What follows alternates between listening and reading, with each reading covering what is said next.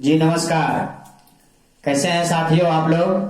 चलिए आज के क्लास में हम इंग्लिश पेडागोजी सेक्शन के अंतर्गत लैंग्वेज लर्निंग एंड एक्विजिशन पढ़ेंगे। लैंग्वेज क्या है और एक्विजिशन क्या है, इन दोनों की चर्चा हम विस्तार से करेंगे, क्योंकि इससे इंग्लिश पेडागोजी में क्वेश्चन पूछ लिए जाते हैं। जब आपने सीटेट का फॉर्म भरा होगा तो उसमें भी देखा होगा L1 और L2 यानी लैंग्वेज 1 और लैंग्वेज 2 का चुनाव भी करना पड़ता है। तो आज इसकी हम चर्चा विस्तार से करेंगे कि लैंग्वेज क्या होता है और एक्विजिशन क्या होता है। आज का टॉपिक नेम है language learning and acquisition. English pedagogy के अंतर्गत इसका क्वेश्चन एग्जाम में पूछे जाते हैं। तो चलिए समझते हैं।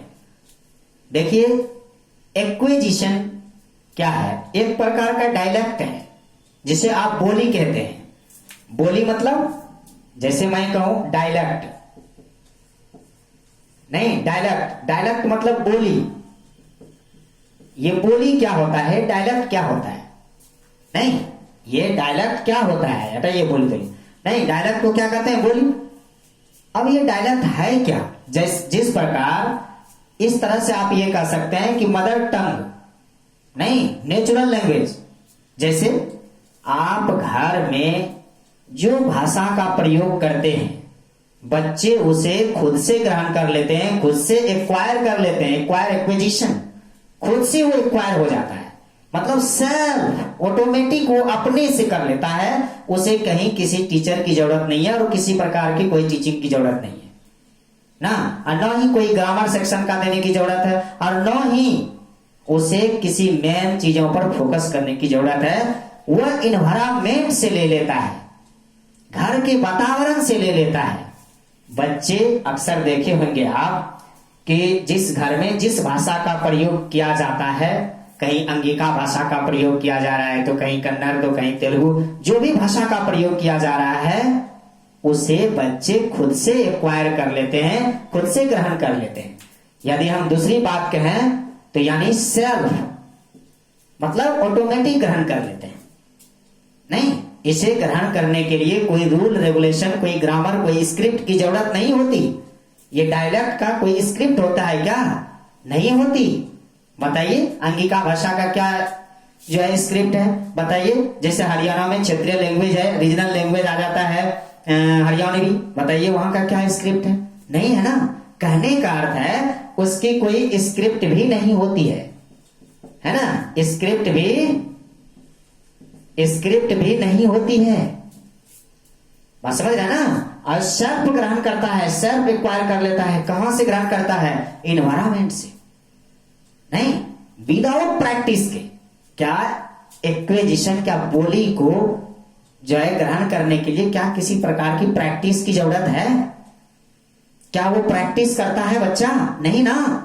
आप जो भाषा का प्रयोग कर रहे हैं, जिस लैंग्वेज का प्रयोग कर रहे हैं, वह कहलाता है रीजनल लैंग्वेज यानी डायलेक्ट। यानी इसे ग्रहण करने के लिए बच्चे को क्या होता है, सीखने के लिए लर्निंग विदाउट, नहीं लर्निंग विदाउट क्या, प्रैक्टिस। कोई भी प्रैक्टिस की जरूरत नहीं पड़ती है, एनी प्रैक्टिस नहीं, उसे किसी भी प्रकार की प्रैक्टिस करने की जरूरत नहीं है। साथ ही साथ क्या होता है, बच्चे इसे इन्वायरमेंट से ग्रहण करता है, नहीं साथ ही और किस पर फोकस करता है, ध्यान दीजिएगा। ये कहां से आता है, इन्वायरमेंट से। नहीं, एक्विजिशन यानी डायलेक्ट बोली कहां से, इन्वायरमेंट से ग्रहण हो जाता है। यह एक प्रकार का नेचुरल प्रोसेस होता है, नेचुरल प्रोसेस होता है। नहीं, नेचुरल प्रोसेस कहने का मतलब है नेचुरल लैंग्वेज, रीजनल लैंग्वेज होता है, मदर टंग होता है। सीटेट यूज करता है इसके लिए वर्नाकुलर लैंग्वेज। सीटेट करता है वर्नाकुलर लैंग्वेज। वर्नाकुलर लैंग्वेज मतलब क्षेत्रीय लैंग्वेज, रीजनल लैंग्वेज नहीं। ये नेचुरल प्रोसेस होता है, ऑटोमेटिक नेचुरल प्रोसेस के तहत बच्चा सीखते हैं। नहीं, अनकॉन्शियस होकर, कोई जागरूकता की जरूरत नहीं है, किसी प्रकार के सचेत होने की जरूरत नहीं है, अनकॉन्शियस सीख जाता है। कॉन्शियस नहीं मतलब बिना किसी प्रकार की जागरूकता की, बस ऑटोमेटिक आप सोचिए, डायलेक्ट जैसे डायलेक्ट बोले आप वैसे ब्रेन में काम कर जाना चाहिए। और डायलेक्ट तो एक प्रकार की बोली है, इसके लिए कोई ग्रामर का फॉलो नहीं करना पड़ता है, किसी भी प्रकार की फॉर्मल टीचिंग की जरूरत नहीं है। नहीं, इसमें कोई ग्रामर रूल का भी पालन नहीं करना है। No grammar rule, no grammar rule. इस पे कोई किसी प्रकार की कोई ग्रामर सेक्शन की जरूरत नहीं है बोली के लिए। खुद से इन्वायरमेंट से, नेचुरल है, मदर टंग है, ऑटोमेटिक लोग सीख जाते हैं। नहीं तो ये सब के सब क्या कहलाएंगे? एक्विजिशन कहलाएंगे, बोली कहलाएंगे। क्लियर है? समझ रहे हैं? क्या कहलाएंगे? बोली कहलाएंगे। अब आता है इस पर, यदि मैं बात करूं आपसे, एक क्वेश्चन है कि बताइए कि जीन पियाजे और वाइगोत्स्की यदि दोनों को हम रख दें एक साथ, और हम आपको पूछें कि जीन पियाजे को किसमें आप रखिएगा, एक्विजिशन में रखिएगा कि लर्निंग लैंग्वेज में रखिएगा? वाइगोत्स्की साहब को किस में रखिएगा, एक्विजिशन में रखिएगा कि लर्निंग लैंग्वेज में रखिएगा? तो आपका जवाब आएगा पियाजे साहब को रखेंगे एक्विजिशन में। क्यों? क्योंकि पियाजे साहब ने क्या कहा था कि जो बच्चा जो खुद से करे, हैंड्स ऑन एक्सपीरियंस हो, नहीं इन्वायरमेंट से वो सीखे, यही था ना। तो यहां पर पियाजे साहब आएंगे, यहां पर आएंगे पियाजे साहब। नहीं, पियाजे साहब ने ऐसा दिए थे। साथ ही साथ बी स्कैनर का नाम सुने होंगे। स्कैनर, इन्होंने क्या किया था, एक चूहा पर एक एक्सपेरिमेंट किया था। इसने किस प्रकार एक्सपेरिमेंट किया? एक चूहा को पकड़कर, मैं बात कर रहा हूं, याद रखिएगा, मैं बात कर रहा हूं बीएफ स्कैनर का, बीएफ स्कैनर्स का बात कर रहा हूं। ये जो है इसी चाइल्ड डेवलपमेंट से था, बच्चों पर जो है एक्सपेरिमेंट इन्होंने किया था। इन्होंने क्या किया, एक चूहा को पकड़ के और एक पिंजरे में बंद कर दिया, और पिंजरे में बंद करके उसे दो पॉइंट दिया, उसको 2 बटन दे दिया। एक बटन दिया जिसको टच करने से उसे भोजन मिलता, एक बटन दिया जिसको टच करने से उसको इलेक्ट्रिक शॉक लगता। समझे? तो चूहा को जब पिंजरे में बंद कर दिया तो वह भोजन के लिए क्या किया, भोजन वाले बटन को क्लिक किया तो भोजन आ गया उसके पास और भोजन खा लेता था। दूसरे वाले को क्लिक करता था तो उसे इलेक्ट्रिक शॉक लगता था। तो चूहा का ब्रेन ये एक्वायर किया कि चलो इस बटन को क्लिक करने से मुझे भोजन मिलता है और इसको क्लिक करने से इलेक्ट्रिक शॉक लगता है। इसका अर्थ है कि हमें दूसरा बटन क्लिक नहीं करना है, दूसरे बटन को टच नहीं करना है। क्यों? क्योंकि उसका इलेक्ट्रिक शॉक लगेगा और मेरी मृत्यु हो सकती है। यानी यह स्किनर साहब का मानना था कि हमें बच्चों को क्या करना है, रीइंफोर्समेंट देना है, रीइंफोर्समेंट करना है, पॉजिटिव और निगेटिव। रीइंफोर्समेंट क्या होता है? रीइंफोर्समेंट, देखिए रीइंफोर्समेंट, ये इसकी बात कर रहा हूं। इसका मतलब होता है रीइंफोर्समेंट मतलब सुदृढ़ीकरण, नहीं सुदृढ़ीकरण करने के लिए। तो स्किनर साहब का मानना था कि रीइंफोर्समेंट, बच्चों को हमें क्या करना चाहिए, रीइंफोर्समेंट करना चाहिए, पॉजिटिव और निगेटिव, ताकि बच्चे पॉजिटिव और निगेटिव का ख्याल कर सके। और इनका एक्सपेरिमेंट इन्होंने कहां से लिया था? चूहा से, चूहा से किया था। तब स्किनर साहब कहे थे कि बच्चों को पॉजिटिव और नेगेटिव इन्फोर्समेंट करना चाहिए। सबसे पहले क्या करना चाहिए, उसे प्रोत्साहन देना चाहिए, स्टिमुलस, स्टिमुलस करना चाहिए, ये है ना। उसके साथ क्या होनी चाहिए, जब स्टिमुलस दीजिएगा, जब बच्चे को प्रोत्साहन दीजिएगा तो वह क्या करेगा, रिस्पॉन्स देगा, रिस्पॉन्स देगा, यही था, रिस्पॉन्स देगा। और उसके बाद फिर तब क्या होगा, बच्चे में रीइंफोर्समेंट स्टिमुलस होगा, पॉजिटिव और नेगेटिव, तब आएगा उसमें रीइंफोर्समेंट, इन्फोर्समेंट, है ना, स्टिमुलस। ये यही बात ये कही थी स्किनर साहब। सबसे पहले बच्चों को क्या करेंगे, प्रोत्साहन देंगे। प्रोत्साहन देने से क्या होगा, स्टिमुलस देने से रिस्पांस देगा बच्चा। कैसा रिस्पांस देगा, पॉजिटिव और नेगेटिव, जिस प्रकार चूहा ने दिया पॉजिटिव और नेगेटिव, तो पॉजिटिव नेगेटिव यहां पर वो रिस्पांस देगा, पॉजिटिव और नेगेटिव रिस्पांस देगा। और जब रिस्पांस देगा तब उसमें सुदृढ़ीकरण होगा, यानी रीइंफोर्समेंट स्टिमुलस होगा। ये कहना था स्किनर साहब का। तो चलिए हम बात करते हैं अब लैंग्वेज की। लैंग्वेज क्या होता है? जिस इसका अपोजिट, इसे क्या किए आपने इन्वायरमेंट से ग्रहण कर लिए। इसकी कोई स्क्रिप्ट नहीं होती है, लेकिन लैंग्वेज की स्क्रिप्ट होती है। याद कीजिए इंडियन कॉन्स्टिट्यूशन, जरा सा मैं इसको मिटा रहा हूं, देखिएगा। लैंग्वेज की मैं बात कर रहा हूं, याद कीजिए इंडियन कॉन्स्टिट्यूशन की। इंडियन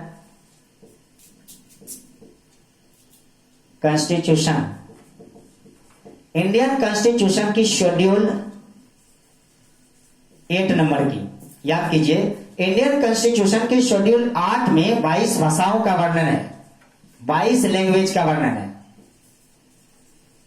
नहीं?